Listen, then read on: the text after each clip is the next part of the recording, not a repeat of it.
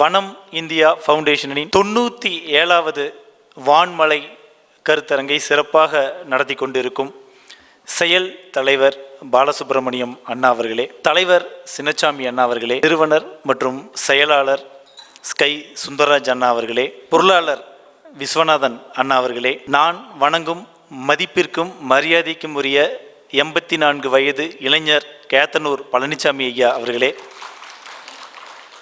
தலைமை அருமையான ஒரு தலைமையுரை ஆற்றி அமர்ந்திருக்கும் இன்றைய தலைமை விருந்தினர் அரங்க துரைராஜ் அண்ணா அவர்களே, மற்றும் இங்கு கூடியிருக்கும் இயக்குநர்கள், நிர்வாகிகள், அரங்காவலர்கள், பெண்கள் மற்றும் பொதுமக்கள், உங்கள் அனைவருக்கும் ஒரு இனிமையான மாலை வணக்கம். ரொம்ப மகிழ்வான ஒரு சந்தோஷமான ஒரு தருணமாக இருக்குது.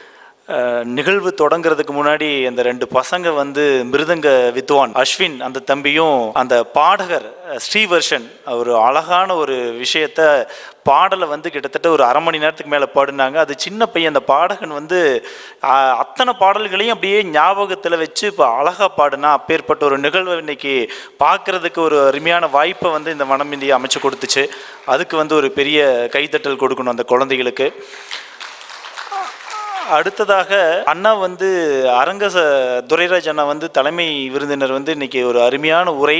ஸ்கை சுந்தரராஜ் அண்ணாவும் பாலசுப்ரமணிய அண்ணாவும் 4 வருஷமா அண்ணாவை இங்கே இந்த விழாவுக்கு வான்மலை கருத்தரங்களை பேச வைக்கணுங்கிறத 4 வருஷமா இன்வைட் பண்ணிட்டு இருக்காங்களாம். பட் அவர் இன்னைக்கு தான் அவர் இங்கே பேசுறதுக்கு ஒரு அருமையான வாய்ப்பு கிடைச்சிது.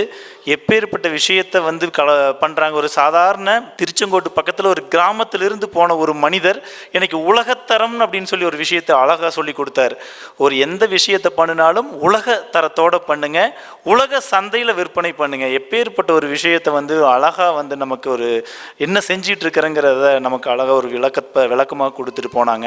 அவங்களுக்கு ஒரு மனமார்ந்த நன்றிகள். வனம் இந்தியா ஃபவுண்டேஷனை இன்னைக்கு உள்ள பார்த்து ரசிச்சா எப்படி பார்த்தாலும் எந்த கோணத்தில் பார்த்தாலும் அதே மாதிரி இருக்கு. ஒரு 5 ஸ்டார் ஹோட்டலை பார்க்குற மாதிரியும் இருக்கு, ஒரு பெரிய பார்க்கை பார்க்குற மாதிரியும் இருக்கு, ஒரு பெரிய கார்ப்பரேட் ஃபேக்ட்ரி பார்க்குற மாதிரி இருக்கு.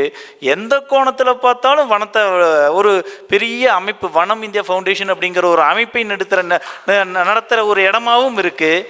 அப்படியே ஒரு ஃபாரஸ்ட்டுக்குள்ளே இருக்கிற மாதிரியான ஒரு தோற்றம் இருக்கு. இதை எப்படி உருவாக்குறதுக்கு எவ்வளோ பெரிய மெனக்கடல் இருந்திருக்கும், எத்தனை பேர் சேர்ந்து பேர்பட்ட ஒரு அமைப்பை, அதுவும் ஒரு விஷயத்தை ஆரம்பிக்கிறது ரொம்ப ஈஸி, அந்த விஷயத்தை தொடர்ந்து செய்யறது, அதுவும் கிட்டத்தட்ட 2015 இன்னைக்கு 2026 ஒவ்வொரு நாளும் இதுக்கு மெனக்கடல், இதுக்கு பின்னாடி தேவைப்படுற பணத்துக்கு ஒரு பேசிக்காக ஒரு ரெவன்யூ கிரியேட் பண்ணி அதை அவ்வளோ ஒரு நேர்த்தியாக ஒரு 5 ஸ்டார் ஹோட்டல் போனால் எவ்வளோ ஒரு குவாலிட்டியாக நீட்னஸாக இருக்குமோ அதே மாதிரி ஒரு 5S ஃபாலோ பண்ணுறாங்க.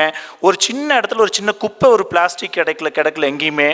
இங்கே கிட்டத்தட்ட 3-4 அடிக்கு மேலே சுந்தரராஜன் ஒரு விஷயத்த சொன்னாங்க, இங்கே 4 அடிக்கு கீழே பாறை தான் இருக்குது அப்படின்னாங்க. அப்போ இந்த தண்ணி வசதி கூட பெருசாக இங்கே உருவாகலை அப்படின்னாங்க. அப்போ இந்த இடத்துல எப்படி இவ்வளோ பெரிய மரங்களை வனத்தை உருவாக்கியிருக்காங்க அப்படின்னா அது இறைவன் செயலாக தான் நான் பார்க்குறேன். எப்பேற்பட்ட ஒரு விஷயம். இத்தனை அரங்காவலர்கள் ஒன்றாக இணைந்து உருவாக்கிட்டு இருக்கிற விஷயத்த, அதுவும் அந்த மாதிரி ஒரு இடத்துல நான் இங்கே மேடையில் நிற்கிறத ஒரு பெரிய ஒரு புனித காரியமாக நான் பார்க்குறேன். அனைவருக்கும் ஒரு மனமார்ந்த நன்றிகள். இதில் எத்தனை பேர்த்துக்கு தெரியும்னு தெரியல, துளிகள் அமைப்பை பற்றி அண்ணா அழகாக ஆனந்தண்ணா அவ்வளோ அற்புதமாக ஒரு அறிமுக உரை கொடுத்தாங்க. ஆனந்தண்ணாவனுடைய நான் ஒரு ரசிகன். அவருடைய பேச்சுக்கு அண்ணா அண்ணா நான் நிறைய காங்கியத்தில் ஒரு முறை பேசும்போது நான் கேட்டிருக்கேன், அண்ணா எப்படிங்கண்ணா உங்களை மாதிரி பேசுறதுன்னு சொல்லி கேட்டேன். அப்போ அதுக்கு தம்பி சும்மா போய் மேடையில் உனக்கு ஏதோ ஒரு விஷயத்தை உனக்கு உள்வாங்கிக்கோ, அதை புரிஞ்சுக்கோ, அதை போய் அழகாக பேசி பழகு, எவ்வளோதான் சொல்லிட்டு அதுக்கு எப்படி பேசணும் ஒரு கதையை கூட எனக்கு சொல்லி கொடுத்துருக்காங்க. அப்பேற்பட்ட ஒரு அனந்தண்ணா முன்னாடி நான் பேசுகிறத நான் இன்னைக்கு ஒரு பெரிய பாக்கியமாக நினைக்கிறேன். நன்றிங்கண்ணா, சந்தோஷம். இன்னொரு விஷயத்தை நான் சொல்லணும். துளிகள் அமைப்பை பற்றி அண்ணா அழகாக ஒரு அறிமுகம் பண்ணாங்க. துளிகள் அமைப்பு உருவாவதற்கு முதற் காரணமாக இருந்தது வனம் இந்தியா ஃபவுண்டேஷனும் வனத்துக்குள் திருப்பூர் அமைப்பும் தான். துளிகள் அமைப்பினுடைய தாய் தாய் தந்தையர்கள் தான் வந்து இந்த வனமும் வனத்துக்குள் திருப்பூர் அமைப்பும். இந்த ரெண்டு அமைப்பினுடைய குழந்தை தான் இந்த துளிகள் அமைப்பு. 2015 வனம் இந்தியா ஃபவுண்டேஷன் உருவாகும் பொழுது அப்போ வந்து வனாலயம் உருவாகலை. அப்போ வந்து நீங்கள் உடுமலைப்பேட்டை ரோட்டில் லயன்ஸ் கிளப் ஹாலில் தான் வந்து வான்மலை கருத்தரங்கு நடத்துவீங்க. அப்போ நான் 2016 இந்த கருத்தரங்கில் நான் கலந்துருக்கேன். அப்போது ஒரு மாணவனாக இந்த கருத்தரங்குக்கு வந்திருக்கேன். இன்னைக்கு 10 வருஷத்துக்கு அப்புறம் 2026 என்ன நீங்கள் இன்னைக்கு ஒரு சிறப்பு விருந்தினரை கூப்பிட்டு வச்சு மேடையில் நிற்க வச்சிருக்கீங்க.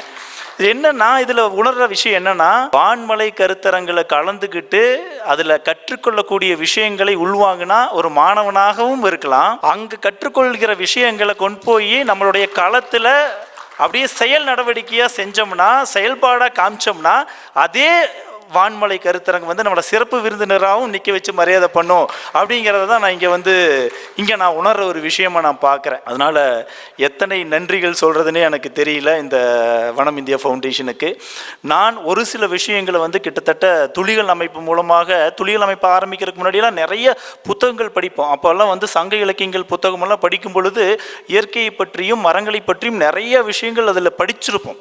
அப்போ படிக்கும் பொழுது இதெல்லாம் மரங்களை பற்றி இயற்கை பற்றியான விஷயங்கள் இதெல்லாம் கதை சொல்லியிருக்காங்க, இதெல்லாம் எப்படி உண்மையா இருக்குன்னு சொல்லிட்டு நம்ம அப்பெல்லாம் அதை நம்பல. பட் ஆனால் இங்க வனம் இந்தியாவுக்கு அப்புறம் வனத்துக்குள் திருப்பூருக்கு அப்புறம் துளிகள் அமைப்பு ஆரம்பிச்சு அதில் நிறைய மரங்கள் நட்டு மரங்கள் கூட பயணம் செய்யும் பொழுது மரங்கள் எப்பேற்பட்ட ஒரு விஷயத்தை பண்ணுது அப்படிங்கிற விஷயத்த சங்க இலக்கியத்தில் போட்டிருக்கிற விஷயங்கள்லாம் எப்பேற்பட்ட உண்மை அப்படிங்கிறத அதற்கு அப்புறம் தான் உணர முடிஞ்சது. நம்மளாம் நினச்சிட்டு இருக்கோம் மரங்கள் எதுக்காக நடுறோம், மரங்கள் அதிகமாக இருந்தால் என்ன மழை கிடைக்கும், நிலத்தடி நீர்மட்டம் உயரும், நிறைய வந்து ஒரு நிழல் கிடைக்கும், பழங்கள் கிடைக்கும், பறவைகளுக்கு சின்ன சின்ன பட்டாம்பூச்சி தேன்பூச்சிகளுக்கெல்லாம் உணவு கிடைக்கும், மண் அரிப்பை தடுக்கும். இதெல்லாம் நம்ம மரங்கள் நட்டால் இயற்கை வளங்களை உருவாக்குனா கிடைக்கும் நம்ம நினச்சிட்டு இருக்கோம். இதை தாண்டி இந்த மரங்கள் என்ன நமக்கு கொடுக்குது, மிகப்பெரிய ஒரு வெற்றியை கொடுக்குது, மிகப்பெரிய ஒரு சந்தோஷத்தை கொடுக்குது. வாழ்க்கையில் ஒவ்வொரு மனிதருக்கும் ஒரு கனவு இருக்கும். அந்த கனவுகளை நனவாக்குறதுக்கு தேவையான விஷயத்தையும் இந்த மரங்கள் கொடுக்குது அப்படிங்கிறத தான் நான் உணர்ந்த விஷயத்தை தான் உங்ககிட்ட ஒரு சில விஷயங்களை பகிர்ந்துக்கணும்னு ஆசைப்படுறேன். இப்போ உதாரணத்துக்கு நிறைய மரங்கள் இருக்கு. இப்போ அண்ணன் கூட சொன்னாங்க, துரைராஜ் அண்ணா கூட சொன்னாங்க, மகிழ மரத்தை பற்றி ஒரு விஷயம் சொன்னாங்க. நம்மளாம் மகிழ மரத்தை நம்ம வீட்டு இருக்குன்னு வச்சுக்கலாம், வீட்டில் நிறைய மனிதர்கள் வருவாங்க போவாங்க.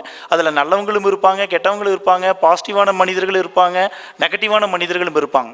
அப்போது வீட்டுக்கு முன்னாடி மட்டும் ஒரு 2 மகிழ மரம் மட்டும் இருந்துச்சுன்னு வச்சுங்களேன், அந்த மரத்தை பார்த்துட்டு யார் தப்பான மனிதர்கள் நம்ம வீட்டுக்கு வர்றவங்க அந்த மரத்தை பார்த்துட்டு நம்ம வீட்டுக்குள்ளே வந்தாங்கன்னா அவங்ககிட்ட இருக்கிற அந்த நெகட்டிவான விஷயத்தை அந்த மரம் அப்படியே அட்ராக்ட் பண்ணி உறிஞ்சிக்குது.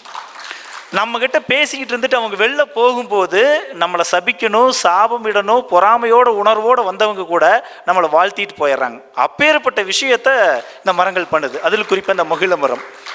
அதே மாதிரி இலுப்பை மரம் வந்து எல்லாத்துக்கும் தெரிஞ்சிருக்கும்னு நினைக்கிறேன். ரொம்ப அழகாக மகிழ மரம் எப்படி வருஷம் 365 நாளும் பசுமையாக அழகாக இருக்குமோ அதே மாதிரி இலுப்பை மரம் பார்த்திங்கன்னா அவ்வளோ அழகான ஒரு மரம், நம்மளுடைய நாட்டு மரம். அந்த மரம் குறிப்பாக கோவிலில் இருக்கிற கொடிமரம் எல்லாமே இலுப்பை மரத்தில் உருவாக்கியிருப்பாங்க. அந்த கோவில் கொடிமரமாகட்டும், தேராகட்டும், தேர் சக்கரம், அந்த நிலவு ஜன்னல், இது எல்லாமே பார்த்திங்கன்னா இலுப்பை மரத்துக்கு ரொம்ப முக்கியத்துவம் கொடுத்துருப்பாங்க. கோவில் கருவறையில் இலுப்பை எண்ணெய் தான் யூஸ் பண்ணுவாங்க. எதுக்காகனா அந்த இன்னைக்கெல்லாம் தான் எலக்ட்ரிசிட்டி வந்துருச்சு, ஈபி வந்துருச்சு. அதெல்லாம் பல வருஷத்துக்கு முன்னாடி ஈபி வர்றதுக்கு முன்னாடியெல்லாம் தீபம் தான், எல்லா கருவறையிலையும் தீபம் தான் வெளிச்சத்துக்கு வச்சுருப்பாங்க, பயன்படுத்துவாங்க. அப்போது முதல்ல வந்து நெய் தீபம் போடுவாங்க, 2வது வந்து சக்தியான தீபம் அப்படின்னா இலுப்பை எண்ணெயை வந்து பயன்படுத்துவாங்க. அப்போ எதற்காக இலுப்பை எண்ணெயில் 2 விஷயம், அது சக்தி வாய்ந்தது ஒன்று, அடுத்தது அந்த இலுப்பை எண்ணெயில் வந்து தீபம் போடும்போது கோவில் கருவறைக்குள்ளே கறி பிடிக்காது. அப்பேற்பட்ட ஒரு விஷயத்தை இலுப்பை மரம் கொடுக்கும்.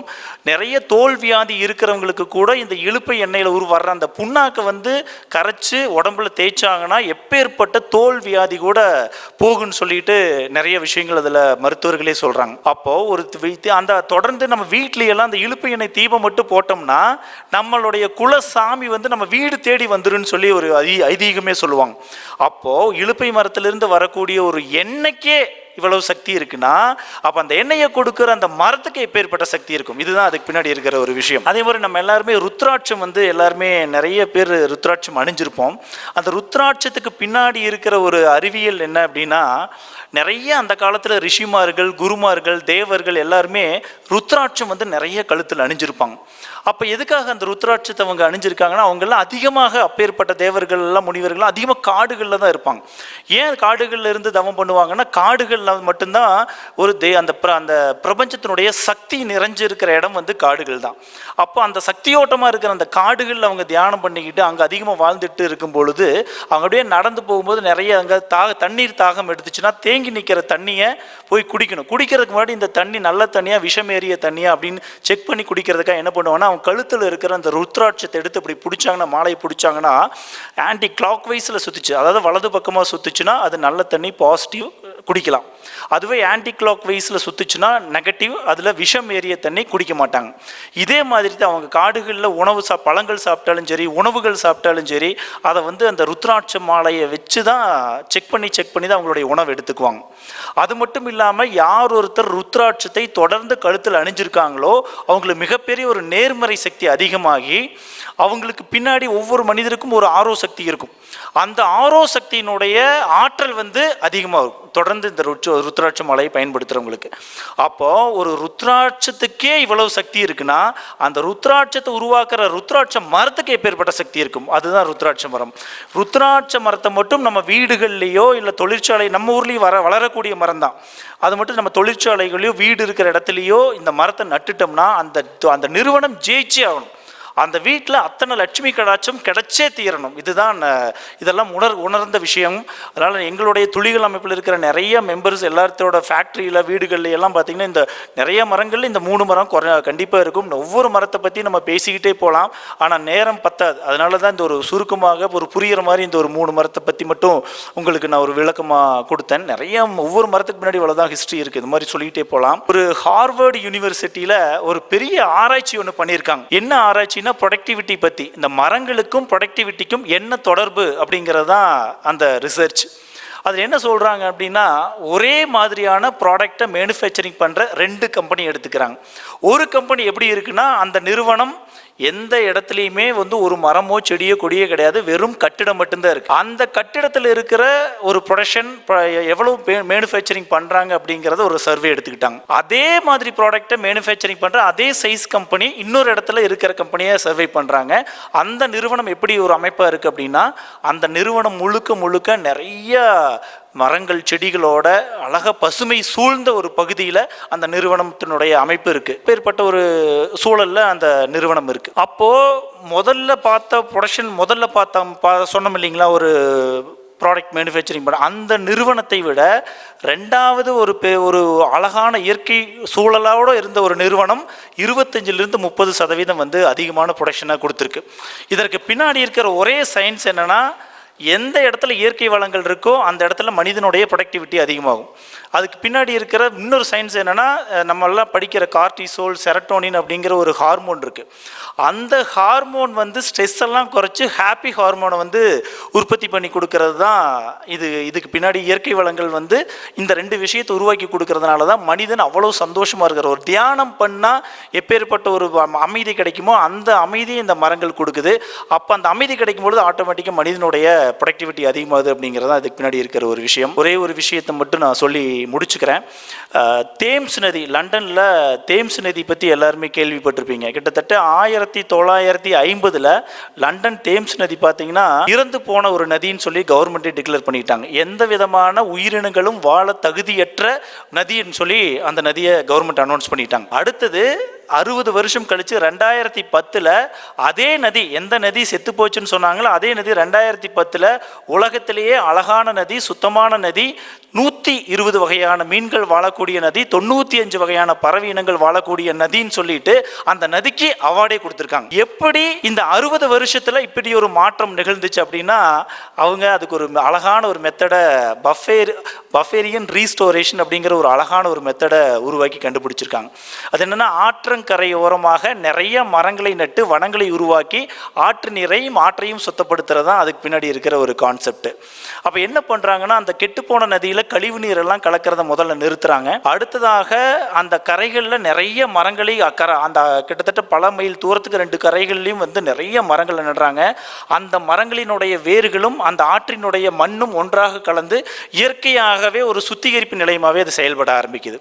அடுத்தது அந்த மரங்களும் வளர வளர அந்த இடத்துல நிறைய பறவைகளாகட்டும், பட்டாம்பூச்சி, தேன்பூச்சி, சின்ன சின்ன உயிரினங்கள், மரங்கள், செடிகள், கொடிகள் அப்படின்னு சொல்லிட்டு ஒரு இயற்கை வளங்களே அந்த இடத்துல ஒன்றாக கூடி அந்த ஆற்றுக்கு ஒரு உயிர் கொடுக்கக்கூடிய ஒரு இயற்கை சூழலை இயற்கையாகவே அந்த இடத்துல அந்த மரங்கள் உருவாக்குது. அப்படி மரங்கள் உருவாக்கின ஒரு விஷயம் தான் அடுத்த 30, 40, 50 வருஷங்கள்ல அந்த இடம் வந்து ஒரு தெளிந்த ஒரு கழிவு நீர் பக்கத்திலேயே போக முடியாமல் இருந்த ஆறு இன்னைக்கு அப்படியே கையில் அள்ளி குடிக்கிற மாதிரி ஒரு தெளிந்த நீரோடையா வந்து தேம்ஸ் நதி மாறிடுச்சு. அப்பேற்பட்ட ஒரு விஷயத்தை தான் வந்து நாங்களும் இப்போ வனத்துக்குள் திருப்பூர் அமைப்பும் துளிகள் அமைப்பும் இணைந்து நம்மளுடைய திருப்பூர் பக்கத்தில் ஒரத்துப்பாளையம் அணை பற்றி உங்களுக்கு நிறைய பேர்த்துக்கு தெரிஞ்சிருக்கும்.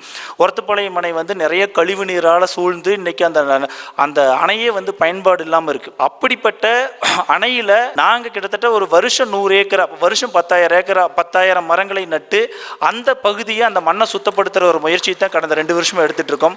இதுவரையிலும் ஒரு 100 ஏக்கர்ல 10,000 மரங்கள் நட்டுருக்கோம். இந்த வருஷம் ஒரு 100 ஏக்கரா ஒரு 10,000 மரங்கள் நட்டு அந்த பகுதியை முடிந்த வரையிலும் அந்த மண்ணு கெட்டு போன அந்த பகுதி ஒரத்துப்பாளையம் அணை பகுதியை எப்படியாவது ஒரு நல்ல பகுதியாக, பசுமை சூழ்ந்த பகுதியாக, மண் வளம் நிரம்பிய பகுதியாக பண்ணணும்னு சொல்லிட்டு அந்த பணி போயிட்டு இருக்கு. ரொம்ப சந்தோஷமாக இருக்குது. பேசுகிறதுனா நிறைய பேசிகிட்டே இருக்கலாம். இன்னொரு வாய்ப்பு கிடைக்கும் பொழுது நிறைய விஷயங்கள் பகிர்ந்துக்கிறதுக்கு நான் முயற்சி பண்ணுறேன். இப்போ ஏற்பட்ட வனம் இந்தியா ஃபவுண்டேஷன் அப்படிங்கிறது சாதாரண ஆளுமைகள் கிடையாது. இங்கே இருக்கிறவங்க எல்லாமே மிகப்பெரிய ஆளுமைகள். இப்போ ஏற்பட்ட ஆளுமைகள் முன்னாடி என்னையும் நிற்க வச்சு உங்களுடைய மாணவனை எங்களுடைய இத்தனை குருநாதர்களுக்கு முன்னாடி பேச வச்ச உங்களையும், இதை பொறுமையாக கேட்டுக்கொண்டிருந்த உங்களை இத்தனை பொதுமக்களையும் நான் எப்படி வாழ்த்துவது, எப்படி நன்றி சொல்லுவது என்று எனக்கு தெரியவில்லை. ஒருவேளை நான் பூவாகவோ மலராகவோ பிறந்திருந்தால் என்னுடைய வண்ண மகரந்தங்களை எல்லாம் வாரி எடுத்துக்கொண்டு வந்து உங்கள் கால் அடியிலே குவித்து உங்கள் அனைவரையும் நான் அழகுபடுத்தி ஆலிங்கனம் செய்திருப்பேன். ஆனால் என் தாயின் கருவறையோ இங்கு தமிழ் மகள் துணையின்றி தவிக்கின்றாள், அவளின் கரம்பிடிக்கும் காதலனாய் போமகனே பூமகனே புதுமகனே என்று தமிழனாக என்னை தரணியிலே தவளவிட்ட காரணத்தினால் என்றைக்கு நான் என்னுடைய உதட்டு விளிம்புகளில் உயிர் எழுத்துக்களை உச்சரிக்க தொடங்கி களைத்து போன நேரத்திலும் சளைத்து கொள்ளாமல் கண்கள் கனிய கனிய படித்து படித்து எந்த தமிழால் நான் ஈர்க்கப்பட்டேனோ அன்றிலிருந்து நான் தமிழையே பேச வேண்டும், தமிழையே நேசிக்க வேண்டும் என்ற நெஞ்சார்ந்த சிந்தனை நெருடிய காரணத்தினால் அங்குதான் இங்குதான் என்று இல்லாமல் எங்கும் எதிலும் தங்குதடையின்றி நுங்கும் நுரையுமாக பொங்கிச் சிரிக்கின்ற என்னுடைய பிள்ளை தமிழிலே உங்கள் அனைவரையும் நான் வாழ்த்துவதற்கும் வணங்குவதற்கும் சித்தமாக இருக்கிறேன். தமிழ் மணக்கும் தாளம்பூ சொற்களால், இசைபாடும் இன்னிசை சொற்களால் உங்கள் அனைவருடைய கால் மலர்களில் என்னுடைய கண் மலர்களை வைத்து நன்றி கூறி விடைபெறுகிறேன். நன்றி.